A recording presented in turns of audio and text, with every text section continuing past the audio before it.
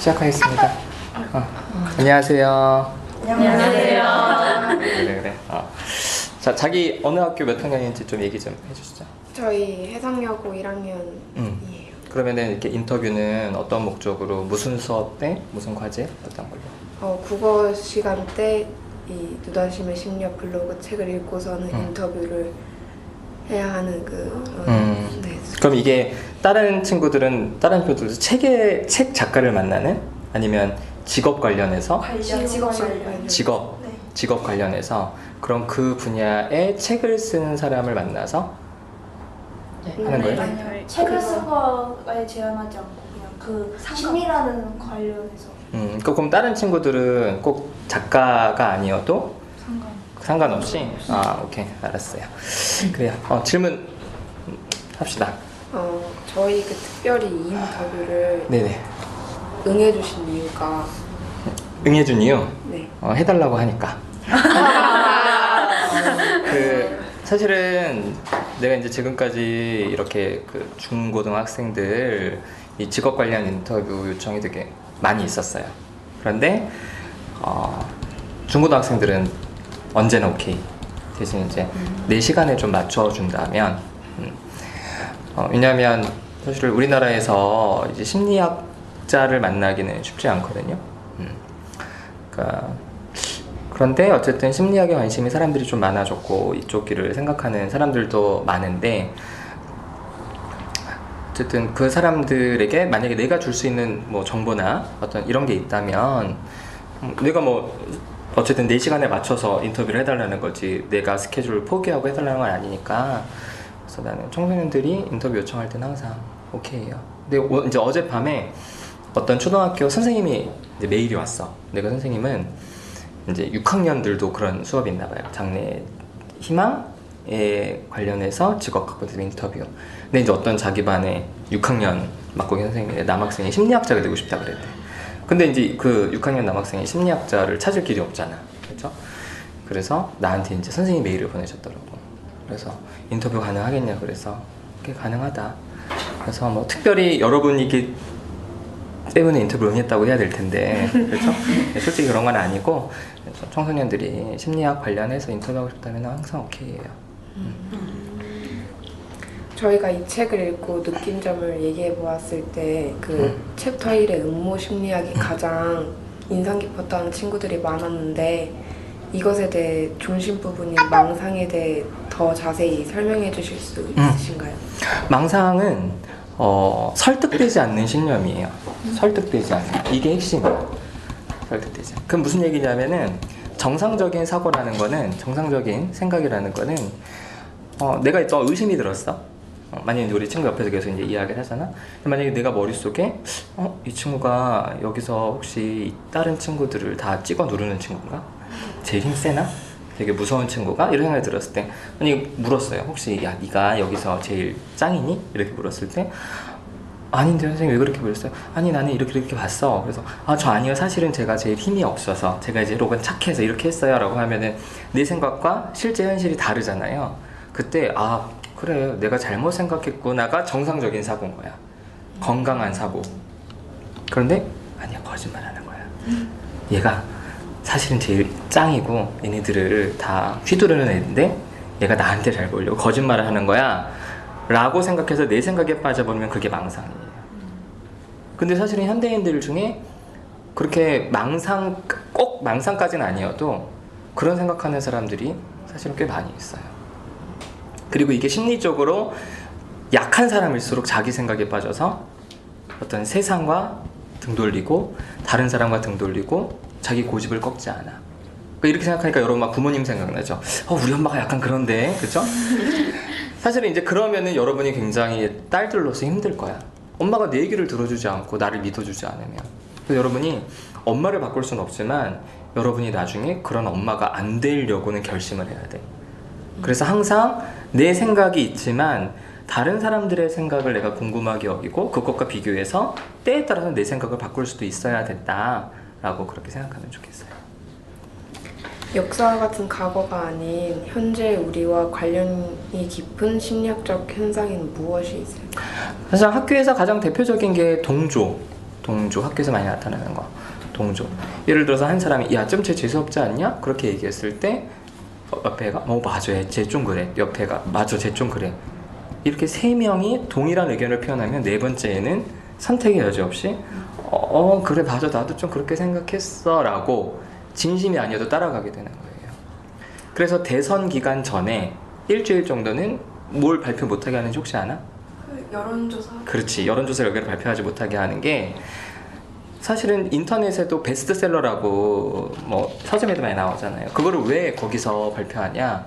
사람들은 항상 타인을 따라가려는 현상이 있어요.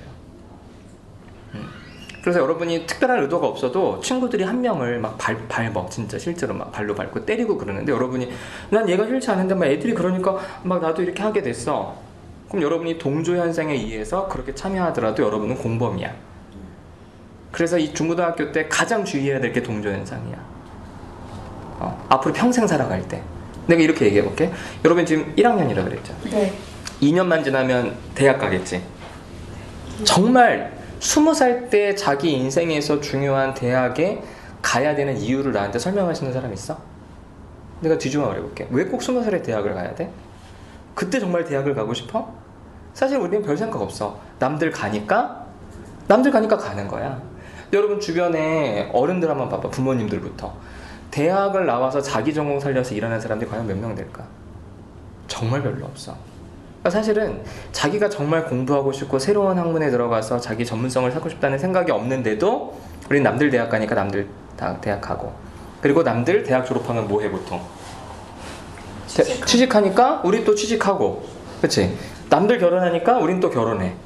그럼 남들 퇴직할 때 또 퇴직하고, 남들 가게 할 때 우리 또 가게 하고, 남들 늙어서 뭐 이렇게 그 노인정 할 때 우리도 따라가게 되지. 그래서 특별히 한국 사회는 개인보다는 집단이 우선시되는 사회여서 늘 그렇게 남한테 휘둘리는 삶을 살 수 있어서 여러분 사실은 되게 생각해 봐야 돼요. 내가 과연 나는 어떤 삶을 살고 싶은가? 그래서 뭐 그렇다고 당장 대학을 가지 말라는 건 아니야. 정말 내가 대학을 이때 간다면 내가 정말 하고 싶은 건 뭘까? 부모님들이나 누가 야, 과보다는 야, 학교 네임밸류를 봐, 이렇게 얘기를 들으면 우린 또 이렇게 휘둘려. 근데 진짜 자기가 원하는 게 뭔지 모르고 그렇게 가는 거는 사실 굉장히 주의해야 될 거죠. 그래서 이런 어떤 동조 현상은 굳이 역사에만 있는 게 아니라 사실은 현대 사회에도 지금 우리의 삶에도 아주 깊숙하게 자리 잡고 있는 심리 현상이지. 근데 계속 이렇게 나눴어? 질문을? 아니요. 돌아가면서 하자. 이게 혹시 하기 싫어? 아니요. 괜찮아요. 그치. 왔는데 한마디라도 가야지. 저는 현재 학생들이 학업 등으로 인해 스트레스를 많이 받고는 하는데 이를 심리학적으로 마인드 컨트롤할 방법이 무엇이 있을까요? 없어. 없어. 불가능해. 그냥 공부를 하지 마. 이거는 불가능한 거야. 대신 이제 이렇게 생각하면 되지. 그러니까 이건 뭐 마인드 컨트롤은 아니고 생각을 좀 바꾸는 건데, 선생님은 너 군대를 다시 갈래? 중고등학교를 다시 돌아갈래? 라고 한다면 나는 군대를 다시 가겠다는 입장이야. 그러니까 사실 나 군대에서 행복했냐? 그렇잖아. 되게 힘든 인생에 트라우마가 있었어. 그런데도 나는 군대를 다시 가겠다고 생각한 거는 그만큼 중고등학교에서 너무 힘들어서 그랬어. 근데 내가 이제 그때 생각해봤지. 내가 왜 그렇게 힘들었을까? 지금도 우리 중고등학생들이 왜 이렇게 힘들까? 그 이유는 딱 하나야. 20살 때 우리 인생이 결정된다 생각하니까 압박을 받는 거야. 그치? 근데 생각해봐. 선생님이 이제 올해 한국 나이로 이제 43이야. 43? 너네들은 내가 무슨 고등학교 나왔는지 관심이 있니? 내 고등학교 성적이 어떤지 관심이 있어? 아니요. 없어. 그런 거 아무도 나한테 선생님 어느 고등학교 나오셨어요? 내가 이제 심리학자니까 선생님 뭐 어느 학교에서 심리학 공부 이런 건 가끔 물어보지만 어떤 고등학교 나오셨고 반에서 몇 등 하셨고 3학년 2학기 때 중간고사 점수가 몇 점이었고 이런 거 안 물어. 그치? 근데 사실은 우리 인생에서 지나가 버리는 그 시점인데 막상 그때는 그게 인생의 전부처럼. 그래서 내가 우리 반에서 10등 안에 들면 좋고 전교 등수 안에 들어가면 행복하고, 하지만 선생님이 이제 여행을 오랫동안 하면서 야, 내가 진짜 좁게 봤구나. 한국 아는 사람? 그런데 요즘에는 좀 한국이 많이 알렸죠. 선생님이 여행 갔던 게 2001년이었는데 세계 여행을. 코리아 하면은 다 노스 코리아 생각해. 정말 많은 사람들이. 왜? 계속 문제를 일으키니까. 근데 지금은 좀 다르고 지금은 가면은 다르겠지만 아무도 알아주지 않는 이 한국 땅에서 그것도 선생님들 서울에서 학교 다니는데 서울에서 그것도 어떤 지역에서 그것도 내 학교에서 그것도 40명 그 반 아이들에서 내가 그렇게 그게 마치 인생의 전부인 줄 알고 살아왔던 내가 그래서 힘들었구나. 내가 그래서 여러분한테 해주고 싶은 말은 여러분이 지금 건강하게 살다가 한 80이나 90에 죽었다. 뭐 특별히 뭐 사고나 병 걸리기 전 그렇게 오래 살잖아. 그러면 사람들이 여러분을 기억할 때 몇 살에 여러분을 기억할까? 80까지 만약에 건강하게 살았어. 그래서 뭐 대학도 가고 직업도 가지고 뭐 결혼도 하고 이렇게 해서 노인이 돼서 죽었어. 그럼 몇 살에 여러분을 기억할 것 같아요?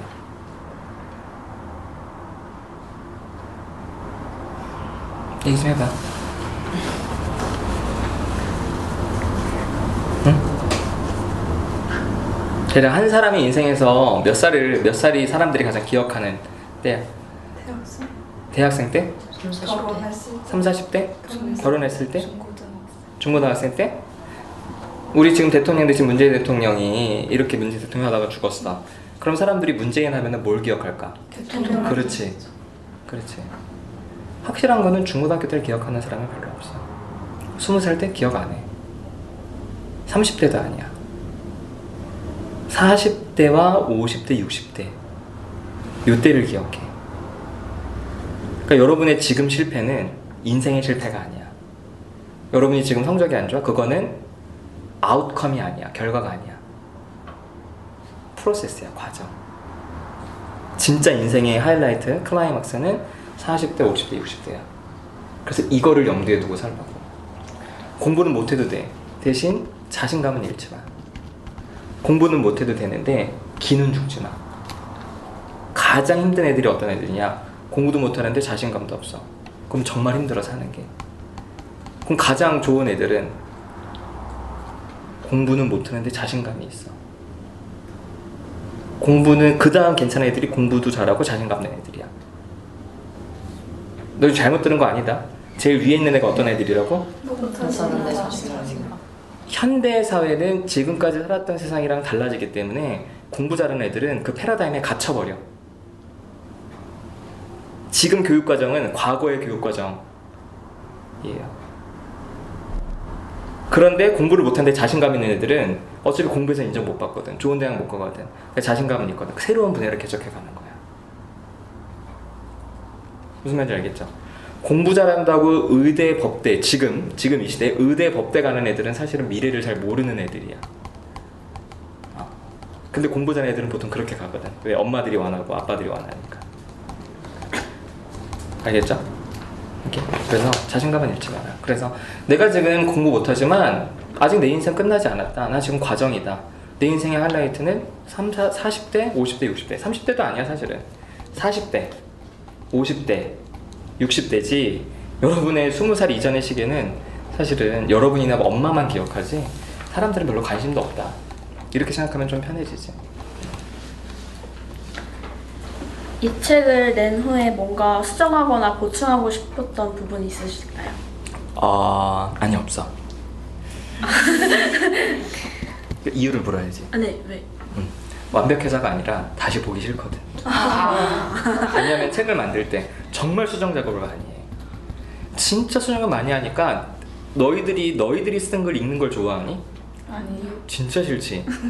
한 번 읽으면 토할 것 같은데 두 번, 세 번 계속 봐야 돼. 그럼 진짜 보기가 싫어.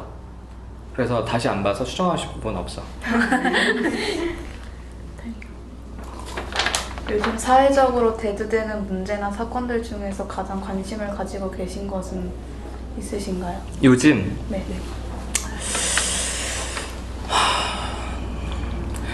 뭐 굳이 심리적으로 말고 네. 그냥 일반적으로 네. 아무래도 대통령 선거가 얼마 전에 끝났으니까 대통령 선거에 관심이 많았었고, 근데 이제 사실은 대통령 선거 자체보다도 앞으로 우리나라가 어떻게 갈 것인가에 대한 관심이 좀 있지. 그러니까 나는 대통령 선거 경험할 때마다 느끼는 게 공약들이 이렇게 많잖아. 속으로 대통령이 저런 걸 다 할 수 있다는 거야? 그거 매우 놀라워. 근데 외국 같은 경우에는, 그러니까 우리나라 대통령제의 문제점이 대통령한테 모든 권한이 다 집중돼 있어. 그러니까 그러니까 대통령만 되면 비리를 저지르기 너무 쉬운 거야. 최고의 권력자니까. 근데 유럽 같은 경우만 하더라도 권력이 분산돼 있어.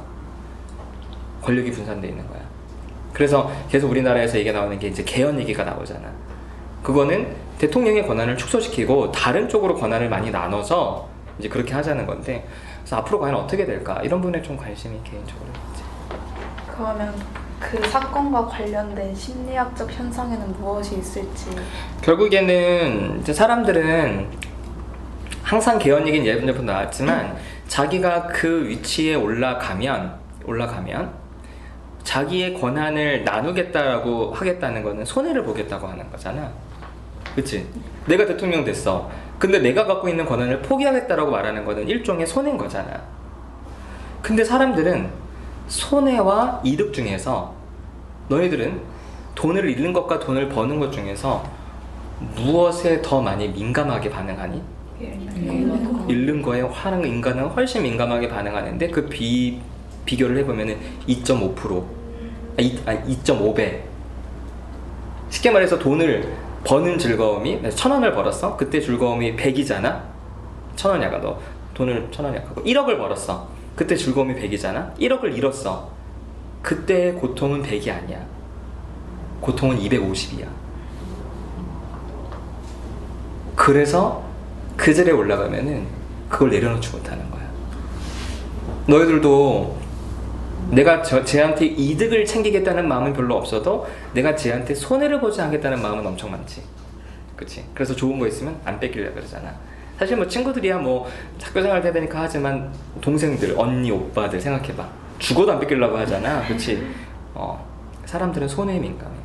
그래서 과연 저 자리에 올라간 권력자들이 자신들의 것을 얼마나 내려놓을 수 있을까? 그게 가능할까? 그거에 대한, 그래서 그거를 정말 해낸다면 정말 그 사람은 위대한 대통령이라고 생각해. 그 심리학 현상과 관련되어 있는 또 다른 역사 이야기가 있을까요?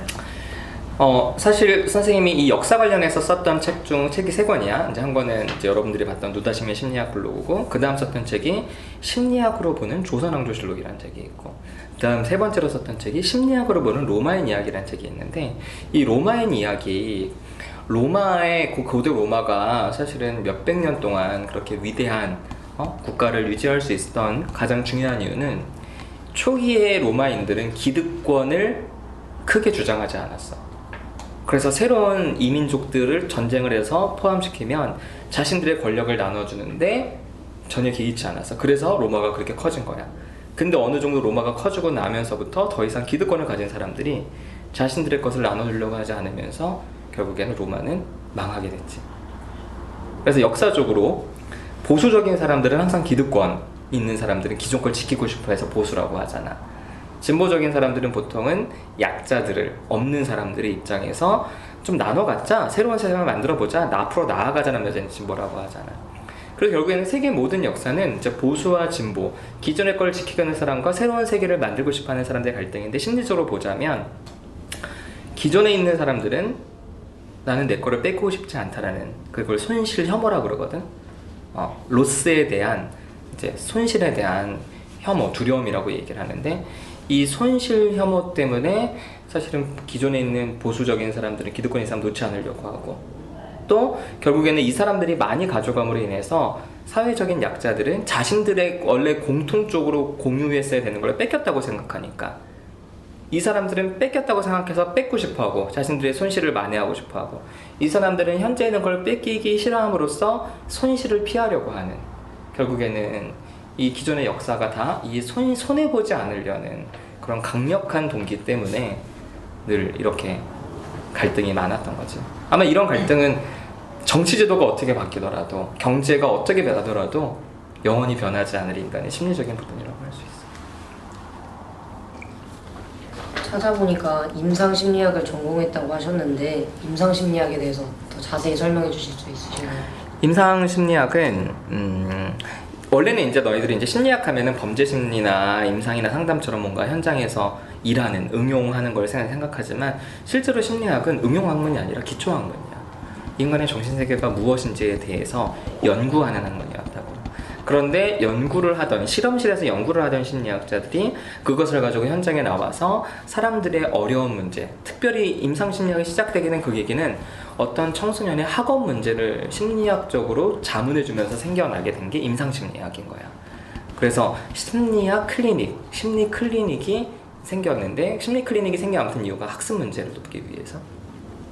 그래서 임상심리학은 심리학의 기존 연구 결과들을 가지고 현장에서 이런 것들을 필요로 하는 사람들에게 뭐 검사, 심리평가, 검사, 그리고 심리치료, 그리고 이런 심리검사나 심리치료를 통해서 얻은 데이터를 가지고 또 연구, 이런 게 이제 임상심리학자들이 하는 일이지. 그래서 임상심리학자라고 하면은 병원에서, 정신과에서 검사하는 사람도 있고, 그리고 상담센터에서 상담을 하시는 선생님들도 있고, 그리고 대학병원 소속 연구실이나 일반 뭐 기업이나 대학의 연구실에서 연구하는 분들도 이제 있지. 그게 이제 임상심리학인 거야. 제가 기초 조사를 하면서 보니까 수많은 책을 발간하셨는데 그 중에서 가장 기억에 남는 책이 있으시다면? 다 기억엔 다 남는 것 같아. 그냥 사실은 책을 쓰는 과정이 되게 쉽지는 않거든. 되게 원고도 계속 봐야 되고 계속 아이디어를 짜내야 되고 해서 기억에 다 남는데, 그 중에서 뭐 가장 한 권을 꼽으라면 가장 최근에 냈던 책? 지난달에 나왔는데 애들 보는 책인 거야. 그래서 스토리가 있는 책이지. 그래서 심리학자 아빠가 자기 아이들 그리고 자기 자녀 중에서 친구 1명, 어린이 3명과 함께 이렇게 여행, 사람 여행인데 하루 정도 놀이공원에 가는 과정에서 심리학적인 것들을, 우리 일상생활에 숨어있는 심리학적인 얘기들을 하는 그런 책을 최근에 발간을 해서 뭐 그게 가장 기억에 남는다고 할 수 있어. 이런 심리학과 비슷하게 또 다른 책을 더 발간하실 계획이 있으신가요? 지금도 책 작업을 하고 있지. 그리고 책 작업 아마 계속 할 텐데, 지금 하고 있는 책 작업은 심리 상담에 대한 안내서야. 그래서 선생님이 얼마 전에 냈던, 재작년에 냈던 책 중에 저는 심리학이 처음인데요 라는 책이 있는데, 그 제목 컨셉을 그대로 갖고 가서 저는 심리 상담이 처음인데요. 그래서 그 책 작업을 지금 하고 있어서 그게 올해 가을 정도 나올 거고, 그리고 아마 특별한 일이 없는 한은 계속 책 작업은 할 것 같아. 책을 발간하면서 가장 힘들었던 부분이 무엇이었나요? 아까 약간 얘기했듯이 내 글을 계속 읽어야 된다는 거. 고통이지. 고통. 그래서 그러니까 누가 읽어주면 좋은데 그게 있어. 그러니까 누가 읽어줘서 교정교육을 하기도 해. 출판사에서 그걸 하는 사람들이 있거든. 그래도 어쨌든 내가 수정해야 되면 내가 그걸 또 읽어야 되니까 그게 가장 힘든 것 같아. 이 책을 읽고 심리학에 대해서 더 알고 싶은 학생이나 사람들에게 추천하고 싶은 책이 있으신가요? 내 책. 내 책들 당연히 추천해주고 싶고, 그리고 두 번째로는 심리학과 교수님들이 쓰신 일반 서적들이 있어.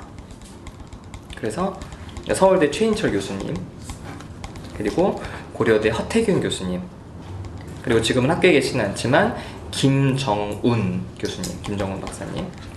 이분들은 학문적인 깊이도 있고 대중들과의 소통할 수 있는 전달력도 되게 뛰어나신 분들이어서 이분들 책, 그래서 한국 저자 쓴 책을 추천해주고 싶어.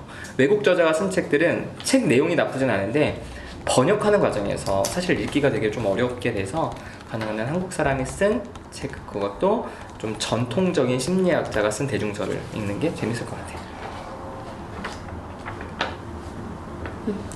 책을 통해 독자들과 만나는 작가로서 독자들과 어떠한 이야기를 나누고 싶으신가요? 선생님 필명이 뭔지 혹시 아니? 누다. 그래, 누다심이잖아. 누다심.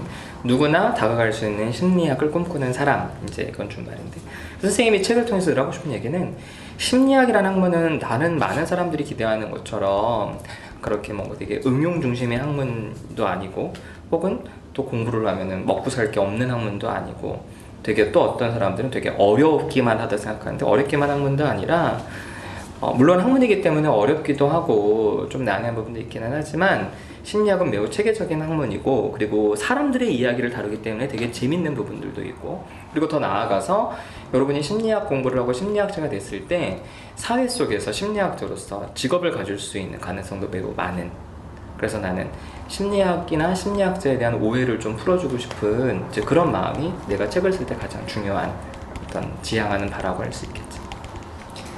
심리학에 대해서 학생들이 알았으면 하는 점이나 학생들에게 전해주고 싶은 것이 있으신가요?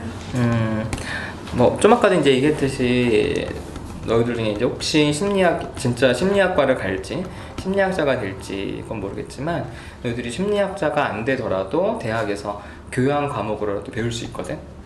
그래서 심리학 수업을 좀 다 들으면서 결국에는 사람의 마음과 행동에는 원인이 다 있다는 게 심리학의 가장 기본적인 전제야. 그래서 내가 왜 이렇게 우울하지? 아무도 나를 도울 수 없어. 이렇게 생각하지 말고 우울한 것도 이유가 있는 거야. 원인이 있으면 다른 원인을 개입했을 때는 결과가 바뀔 거 아니야. 그래서 우리의 마음과 행동이 사실은 심리학적으로 접근할 수 있는 가능성들이 얼마든지 있어서 너희들의 삶에서 어려운 문제가 생겼을 때나 혹은 너희들이 조금 더 무언가를 잘하고 싶을 때 조금 더 내 능력을 개발하고 싶을 때 사실은 심리학이라는 학문 혹은 심리학자라는 전문가한테 내가 필요한 만큼 도움을 의뢰할 수 있다고 그렇게 생각을 좀 하면 좋을 것 같아. 이제 앞으로 하시고 싶은 일이 있으시다면? 선생님이 앞으로 하고 싶은 일은 선생님은 이제 지금 이렇게 심리상담센터에서 이제 다른 선생님들이 이제 상담할 수 있도록 이렇게 세팅도 해놓고 또 선생님이 이제 아카데미에서 이렇게 책도 쓰고 사람들 모아서 강의도 하고 이제 이런 일을 하고 있는데 선생님이 사실은 궁극적으로 하고 싶어하는 일은 치료 공동체야. 알코올이나 마약 중독 문제 있는 사람들. 사실은 마약은 너희들 주변에 별로 없겠지만 알코올 문제 있는 경우들은 친척들 어른 중에도 종종 있을 거야. 혹은 뭐 내가 여러분 개인적으로 모르지만 부모님들 중에도 아버지 중이나 혹은 이제 어머니 중에도 술 문제가 심각하신 분들이 있을 텐데 사실은 그분들은 병원에서 약을 타먹거나 일주일에 한 번씩 상담 받는다고 회복되기가 어렵거든. 중독이라는 문제는 이 삶 전반을 굉장히 힘들게 만들기 때문에 그래서 그런 어떤 중독 문제가 있는 사람들을 함께 모아서 이제 함께 거주하는 거주시설이야. 그래서 거기서 같이 살면서 치료 프로그램도 돌아가는 그런 게 치료 공동체인데 그런 치료 공동체를 이제 선생님이 앞으로 준비하고 있고 그래서 대략 한 10년 정도 후에 본격적으로 뛰어들려고 하고 있지. 이렇게 질문 끝? 네, 여기까지. 그래. 그 친구 오겠지? 지금 전화기서 와가지고. 그래, 하자. 들어온 대로 4번으로 오라 그래. 네. 하자 일단. 여기 누다심의 심리학 아카데미를 설립하게 된 계기가 궁금해요.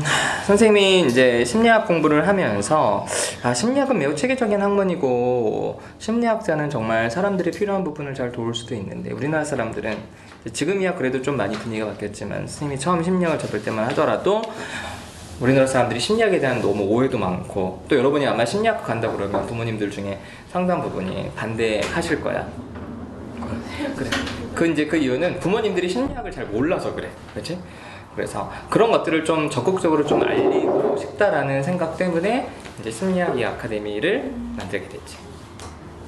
그러면 이제 주로 어떤 사람들이 이 아카데미를 방문하는지 그것도 궁금해요. 일단은 아카데미에는 그냥 아예 심리학에 대해서 순수한 관심을 가지고 있는 사람들도 와. 그래서 뭐 초급 입문자 개론 이런 모임도 있고 그리고 또 전문적으로 심리학 공부를 하면 대학원을 가야 되거든. 근데 대학원을 가기 위해서 준비하는 그런 모임 그래서 그런 목적을 가지고 있는 사람들도 있고 그리고 또 우리 같이 있는 심리상담센터에는 그냥 심리적으로 좀 힘든 사람들이 와서 주로 개인 상담 1대1로 받고 특별히 심리적으로 힘들지 않았지만 누구를 만나도 대인관계를 좀 유연하게 하고 싶다. 사람에 대한 난 두려움을 좀 극복하고 싶다. 내가 개인적으로 막 우울하거나 불안하지 않아도 난 좀 편해지고 싶다. 사람들 속에서 이런 사람들은 주로 집단 상담에 와서 그런 집단 상담 프로그램에 참여해서 대인관계를 연습하기도 하지. 그러면 이 아카데미를 운영하면서 가장 보람 있었던 일이 뭐가 있는지. 보람이 있었던 건 아무래도 이제 심리학에 대해서 오해가 있었는데 그게 많이 풀렸다. 이렇게 얘기한 얘기를 들을 때도 당연히 보람 있고 그리고 특히 이제 집단 상담에 참여해서 그전에는 사람 만나는 게 되게 힘들고 어려웠는데 집단 상담을 꾸준하게 하면서 이제 사람에 대한 두려움이 사라졌다. 이제 이런 얘기를 들을 때 가장 좀 보람이 있는 것 같아요. 책 내용 중에 사람은 아기 땐 부모님, 청소년기 때는 아이들, 선생님 등을 이상화하는데 결코 좋지만은 않다고 나와 있어요. 그렇다면 청소년기 학생들이 이상화를 깰 수 있는 방법에는 무엇이 있을까요? 이상화를 깰 수 있는? 네. 이렇게. 이상화는 그 사람이 이제 대단하다고만 보는 건데 그거는 그 사람을 전문적인 용어로는 대상화하는 거야. 대상화, 상품화. 쉽게 말해서 연예인들이 그렇지. 연예인들에 대해서 많은 사람들이 환호하잖아. 그 사람에게 우리가 기대하는 모습이 있잖아. 만약에 너네들이 좋아하는 연예인인데 그 연예인이 만약에 후줄구리하게 나오는 모습 너네들이 좋아하지는 않을 거 아니야. 그치? 멋있는 모습, 아름다운 모습, 이쁜 모습. 결국에는 그 사람의 개인적인 감정이나 생각 등은 중요하지 않고 너는 내가 원하는 거를 갖고 있을 때 내가 널 좋아할 거야 라고 그 사람을 물건 취급하는 거거든. 그래서 이상화를 사실은 필요하지만 그거에 너무 몰입이 되면은 사실은 심리적으로 굉장히 건강하지 못한 사람이 돼서 그거를 깨기 위해서는 저 사람에게도 내가 좋아하는 저 사람, 내가 보고 싶어하고 내가 만나고 싶어 배우고 싶어하는 저 사람에게도 감정이 있고 저 사람만의 생각이 있고 저 사람만의 개성이 있는 나랑 똑같은 사람이라고 생각하고 그런 모습을 봤을 때 너 이런 모습이 있어서 너 되게 싫어. 선생님 실망이에요 라고 생각하는 게 아니라 선생님도 내 친구도 이런 모습이 있구나 있는 그대로 사실은 받아주는 게 가장 필요하고 좋지. 책 내용 중 개를 대상으로 실험한 무기력 실험 내용을 보고 학습을 통한 효과는 참 무서운 것이라고 느꼈어요. 작가님은 이 내용을 실으면서 독자에게 어떤 메시지를 전달하고자 하셨는지 궁금해요. 사실 어쩌면 뭐 이제 한국이 오랫동안 그 자살률이 지금 높고 있잖아, 그렇지? 근데 그 자살하게 되는 여러 가지 이유들이 있지만 그 중에 하나는 심리적으로 봤을 때는 우울과 무기력감이거든. 그러니까 더 이상 나는 아무것도 할 수 있는 게 없다라는 생각 때문에 사람들이 극단적인 선택을 하는데 그걸 통해서 좀 얘기하고 싶은 거는 아무것도 할 수 있는 게 없지는 않다는 거야. 그동안 늘 실패를 했던 사람이 앞으로도 실패할 거라는 보장은 없어. 근데 사람들은 과거의 경험을 통해서 미래를 예측하거든. 그러니까 자꾸만 그동안 실패했으니까 앞으로도 실패할 거라 생각하는데 그렇진 않다. 미래는 과거랑 똑같지 않고 다를 수 있다라는 얘기를 해주고 싶어서 그동안 실패를 좀 했더라도 그런 어떤 앞으로도 실패할 거라는 그 생각에서 좀 벗어났으면 좋겠다? 이런 얘기를 좀 하고 싶지. 책 앞부분에 작가님 소개가 나와 있는데 그 부분에 여행을 다니신다고 하셨어요. 여행을 통해 알게 된 점이나 깨달으신 점이나 저희한테 알려주고 싶다 했던 부분이 있을까요? 나는 여러분이 만약에 고등학교를 졸업하고 대학을 간다면 정말 열심히 돈도 벌고 아르바이트도 경험을 많이 해서 30살 전에 혼자서 1년 이상 여행을 갔으면 좋겠어. 아마 주변에 수많은 반대들이 있을 거야. 친구들이 너 미쳤구나, 너 취직은 어떻게 하려고 그래부터 시작해서 엄마 아빠가 너 가서 사고 나면 어떡하니, 뭐 엄청난 반대들이 있을 거야. 내가 여행을 하면서 느꼈던 게 한국 사람만큼 장기 여행을 안 하는 나라가 별로 없구나. 한국 사람들은 늘 조급해, 그치? 아까도 얘기했듯이 우리는 대학에서 우리 인생이 결정될 걸 생각하잖아. 불안해, 긴장해. 그리고 남들이 다 취직하는데 내가 취직 안 하면 인생이 끝날 것 같아. 그렇게 살다가는 남들이 퇴직할 때 퇴직하고 남들이 병들 때 병들고 그래서 남들대로 살아가는 거야. 그래서 그거를 깰 수 있는 가장 중요한 시점, 나 혼자서 독립적으로 내 인생을 한번 마주해보는 게 나는 여행이라고 생각해. 사실은 이제 내가 그랬거든. 그래서 한국에서 벗어나서 새로운 곳에 가서 새로운 사람들을 만났을 때 내 시야가, 너네 그 말 보면은 이렇게 눈 가리는 말 있잖아. 영화나 이런 데 보면은 왜 가릴까? 옆에 보면 말이 양옆으로 튀거든. 그래서 말에 눈을 가리는 거야. 그리고 기수가 조정을 하는 거지. 고삐를 이렇게 하면 여기만 이렇게만 가는 거야. 근데 우린 그렇게 살고 있어, 한국 사람들은. 그래서 이거를 벗을 수 있는 계기가 여행이라고 생각해. 30일짜리 여행이 아니다. 그건 관광이야. 그건 너희들이 늙어서 얼마든지 갈 수 있어. 비행기 타지 않고 여행할 생각을 해봐. 근데 한국에선 비행기를 타지 않으면 외국으로 나갈 수 없다 생각하잖아. 방법이 있어. 뭐 요즘 그 뭐 3년 전 세월호 때문에 사람들이 배를 무서워하는데 배를 타고 중국이나 러시아 블라디보스톡으로 한 24시간 정도 가면은 갈 수 있거든. 거기서 기차나. 그래서 나는 여행을 하면서 한국이 사실은 섬나라구나. 북한이 맞게 있으니까. 그러니까 그걸 통해서 이 한국에 대해서 좀 생각해보고 다른 나라를 가면서도 너네들의 이 부모님이나 학교가 너네들에게 만들어준 이 말의 이 시야 가리개를 좀 벗어버리고 내가 진짜 누구지? 내가 원하는 게 뭐지? 난 내가 앞으로 어떤 삶을 살고 싶어 하지? 이걸 꼭 했으면 좋겠어. 그래서 이 여행을 정말 오래 갔다 온 사람과 그렇지 않은 사람들은 달라. 그럼 이제 여행 얘기하면 너네 1년 동안 여행 가라 그러면 무슨 생각이 먼저 떠오르니? 돈, 그치. 그런데 젊었을 때 여행을 가면은 돈이 정말 많이 안 들어. 그 선생님이 여행을 갔던 것도 이제 할인 기준이 많은데 만 26세까지는 할인이 진짜 많아. 그래서 진짜 싸게 갈 수 있고 너희들 나중에 뭐 어디 여행 갈 때 여행사에서 여행비 계산해 보면은 반 이상이 비행기 값이야. 근데 요즘은 뭐 저가 항공도 많아서 뭐 생각보다 옛날만큼 비행기 값은 안 들지만 저렴하게 할 수 있는. 그래서 너희들이 좋은 호텔 가서 뭐 좋은 거 뭐가 하라는 게 아니라 일부러라도 고생을 좀 해봐라. 그리고 오랫동안 나에 대해 생각하고 세상을 좀 봤으면 좋겠다는 거야. 아무튼 돈은 생각보다 별로 안 된다. 생각보다. 그래서 너희들이 이제 대학 졸업, 고등학교 졸업하고 대학을 가든 안 가든 꾸준하게 아르바이트해서 돈 모으고 이렇게 하면은 사실 충분히 오랫동안 갔다 올 수 있어. 그렇다면 여행을 다녀오고 나서 기행문이나 짧게 글을 쓰거나 작업을 하고 계신가요? 여행을 뭐 되게 오래전에 갔는데 사실은 그 작업을 하려고 그랬는데 결국에는 못했어. 그러니까 옛날에는 블로그도 없어서 블로그도 못했었고 개인적으로 그거를 정말 작업을 해보는데 결국에는 못해서 그게 제일 아쉬워 사실은. 앞으로 심리학이나 역사 심리 쪽으로 목표를 따로 갖고 계신가요? 목표? 네. 어떤? 심리학이나 역사 쪽으로. 아니 역사 쪽으로는 전혀 없고 아까 심리 쪽으로는 얘기했듯이 치료 공동체 그걸 앞으로 하고 싶은 그 계획은 있지. 책 내용 중 작가님의 경험과 관련된 책 내용이 있으신지 궁금해요. 선생님이 쓴 책 중에 이제 부모님들을 읽을 수 있는 책이 3권이야. 한 권은 이제 훌륭한 인물들을 키워낸 그 엄마들의 이야기가 있고, 그리고 2권은 아빠 양육이라는 책이 있는데 아빠 육아에 대한. 근데 이제 2권 중에 한 권은 아빠들이 육아에 참여하는 게, 자녀 양육에 참여하는 게 굉장히 좋다라는 거를 이제 이론적으로 설명한 책이고, 그 다음 책이 이제 선생님이 우리 아들이 둘인데 아들을 키우면서 경험했던 이야기를 쓴 책이 그게 바로 아빠, 이번에 책 제목이 바뀌어서 나왔는데 아빠 효과라는 책은 내 경험을 쓴 책이지. 심리라는 분야가 작가님께 어떤 존재인지 궁금합니다. 내 인생의 유용한 도구.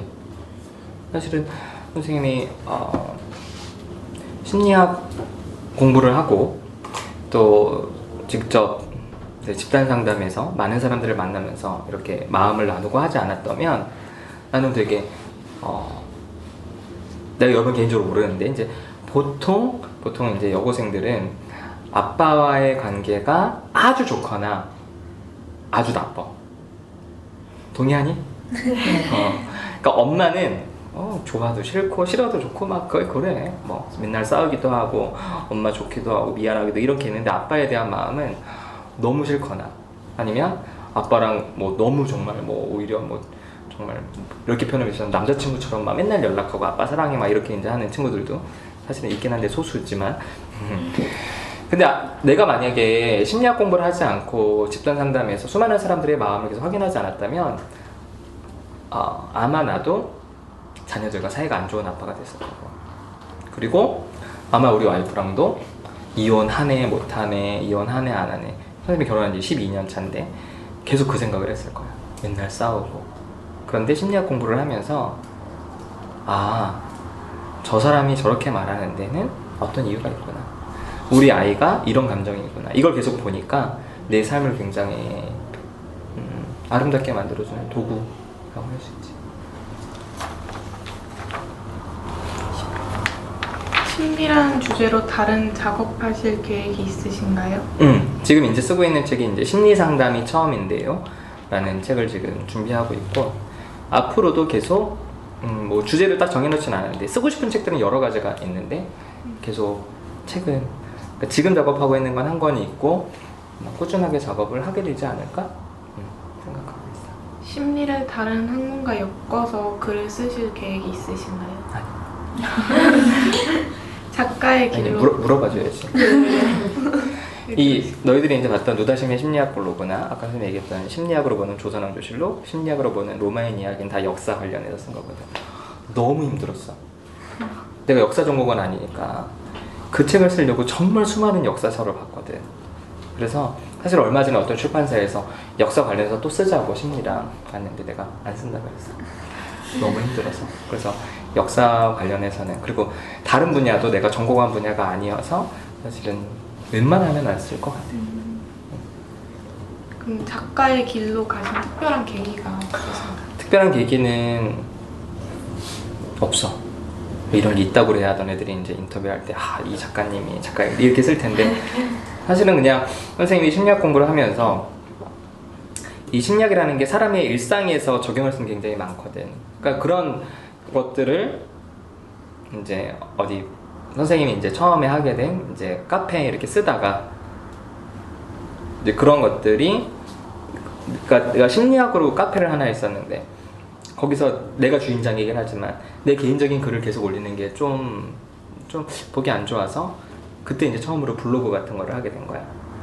근데 그걸 보고 출판사에서 제의가 온 거지. 책을 내자고. 그게 이제 처음 시작이었어. 그래서 나는 한 번도 작가가 되겠다고 꿈꾼 적은 없는데 어느 순간 매년마다 책을 한 권씩 내는 작가가 돼 있어서. 근데 이제 이제는 옛날에는 책을 내는 게 굉장히 힘든 일이었고 웬만한 사람은 책을 내지 못했는데 지금은 많이 달라. 또 너희들도 본격적으로 전문적인 작가가 아니어도 너희들이 나중에 어떤 공부를 하든지 어떤 일을 하든지 그 분야에 대한 전문 지식을 대중들의 눈높이에 맞춰서 계속 블로그에 글을 써봐. 그럼 너희들도 그 분야에서 관련 책을 내는. 그래서 사실 지금은 선생님들이 이제 하는 일이, 너희들이 이제 선생님 책을 보고 왔지만 작가들이 있으면 선생님은 또 계속 외부 강의를 하거든. 뭐 중고등학교에 가서 진로 관련된 심리학적 진로 관련 강의도 하고 시민대학에서 강의도 하고 뭐 도서관이나 학교 부모 가교육도 하고 기업에서도 임원들 리더십 교육 이런 것도 이제 하는 그런 강사도 하지. 선생님은 어쨌든 집단 상담에서 사람들 만나서 같이 마음 나누는 작업도 하고 또 이렇게 센터를 만들어서 선생님이 대표로 있는 센터에서 일하는 선생님들이 편하게 상담할 수 있도록 이제 소위 말해서 경영 이런 것도 이제 하거든. 그래서 앞으로는 어떤 직업이든지 그 분야에서 딱 한 가지 일만 하지는 않아. 너희들이 만약에 학교 선생님이 될 거다. 학교 선생님들 중에 책 낸 사람이 정말 많아. 다른 뭐 경제학자 중에도 책 낸 사람들이 많고, 그치? 그래서 어떤 분야든지 너희들이 그 분야에서 글을 쓰면 다 작가가 될 수 있으니까 꾸준하게 너희들이 블로그를 만들어서 그 블로그에 글을 쓰다 보면은 자연스럽게 출판제가 올 수 있고 그러면 다 작가가 될 수 있다고 생각해. 마지막으로 이 책을 읽은 모든 독자들, 학생들에게 응원의 한마디. 응원의 한마디.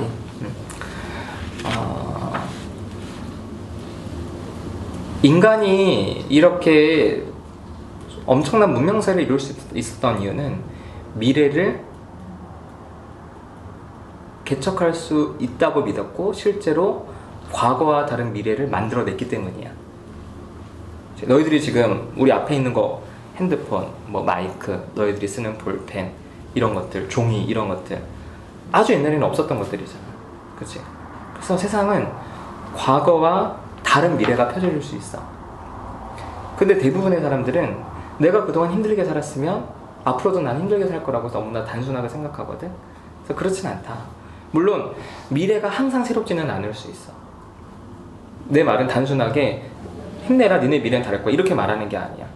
니네 미래는 과거와 똑같을 수도 있고 너희 부모님과 너희들은 똑같이 살 수도 있고 하지만 너희들은 너희 부모님과 다르게 살 수도 있어. 그럼 어떤 차이가 있느냐? 주변의 환경적인 요인도 내가 부모님한테 물려받은 유전자 요인도 굉장히 크지만 반 정도는 나에게 달려있는 거야. 100%는 아니다. 100%는 아니야. 다 마음먹기에 달려. 이건 사기꾼들이 하는 말이야. 심리학자들은 그렇게 말하지 않아. 너희들의 환경적인 부분을 무시할 수는 없어. 하지만 분명히 그게 다는 아니야. 그 작은 차이가 결국엔 큰 차이를 만들어내는 거지. 그래서 선생님은 이런 비유를 많이 했어. 어떤 점에서 직선이 하나 출발해. 그리고 그 점에서 약 1도가 방향이 다른 직선이 출발해. 그러면은 360도 1도만 다르니까 처음 출발할 때 보면은 두 선의 차이가 얼마 안 나지. 하지만 이 직선이 10cm, 1m, 10m, 100m, 1km, 100km까지 가면은 이 두 선은 사실은 굉장히 큰 차이를 벌이는 것처럼 너희들은 어쩌면 지금 이 점에서 얼마 출발하지 않은 그 시점에 있는 거야.